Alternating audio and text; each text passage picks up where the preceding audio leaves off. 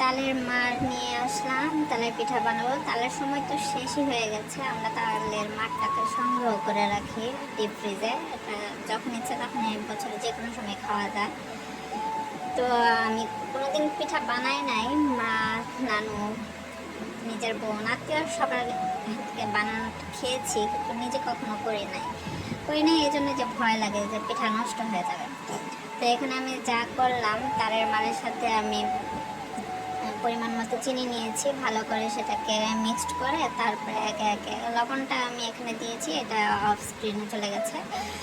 তো এখানে আমি চিনির সাথে ময়দা, একটু চালের গুঁড়া দিয়েছি, বেকিং পাউডার, আর পানির বদলে সামান্য একটু দুধ দিয়েছি। দুধ দিয়ে ভালো করে এটাকে মিক্সড করলাম, এটা এতে নরম হয়। তারপরে সবার শেষে আমি নারিকেল কোরানোটা দিয়ে দিয়েছি। নারিকেল কোরানো দেওয়ার পরে তেলের মধ্যে আমি সবগুলো একে একে দিয়ে দিলাম।